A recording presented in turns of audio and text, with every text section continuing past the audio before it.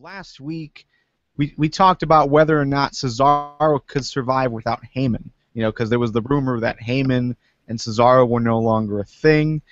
We all think that he could, but looking at Ryback, Curtis Axel, and now Cesaro, none of these guys have really done any better with Heyman than they were doing before or after Heyman. So is being a Paul Heyman guy not really that great of a title anymore? Like, does that only work for Brock Lesnar and Punk? And I know I'm not the only one, talking about this. James Hornsby from BotchSpot, you guys know him. He tweeted, "Love Heyman, but being a Heyman guy seems to be the same as being world champ. If you're over, it's great, but if you're not, it's meaningless." So, what do you guys think now about this topic? I think it's way too early to put Cesaro in the same boat as Ryback and Axel, because he just last night said he was no longer a Heyman guy, and at the same time, he's not being dropped by Heyman. He jumped ship from Heyman to the Authority, and I think that's going to pay off fairly well. And on another level, Cesaro is definitely not in Ryback's boat, because Cesaro is still over. The point at which Ryback and Axel got dropped, their stock was already sinking, sinking fast, and they're only just now starting to recover from it a little bit. So, yeah, he didn't really ascend to great new heights with Heyman, but his star definitely did rise a little bit.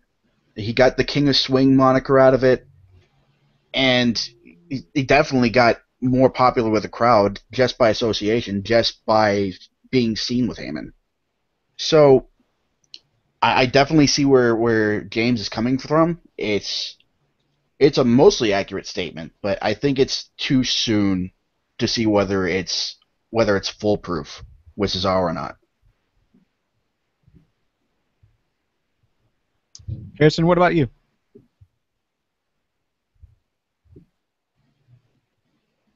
I don't think Harrison has audio. He's got video, but no audio. Okay. So, to jump in here, yeah, I mean, maybe the Heyman guy thing only works for guys when they're winning, because Cesaro didn't win when he was with Paul Heyman. He had a good streak. We had hype, but and he did a lot of talking. He was forceful, but he never did get the win. There was always a DQ or a distraction, and he lost. So, I mean, if he's no longer a Paul Heyman guy,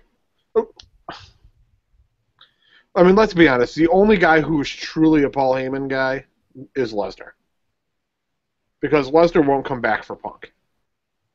I mean, not Lesnar. Heyman won't come back for Punk. I think because Punk can talk on his own. Lesnar can't. He goes, yeah! And, we've seen the music videos where where he sings his own theme song. Those are awesome.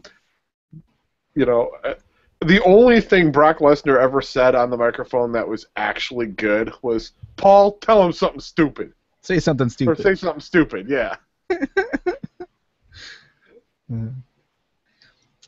Yeah, I don't know. For me, I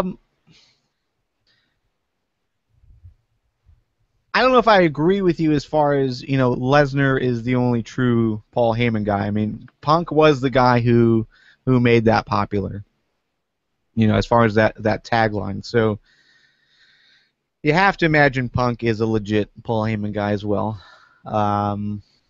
Well, by that logic, then Kennedy is the greatest Money in the Bank winner of all time because he came up with Mr. Money in the Bank.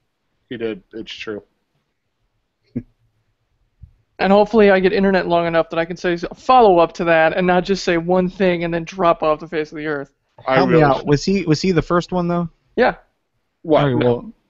No? Kennedy was not the first Money in the Bank winner. No, but he was the first. But he was the first one called Mr. Money in the Bank because he was Mr. Kennedy. Yeah, So and he's the one who, after he won it, and the promo said, "I'm Mr. Money in the Bank." Yeah.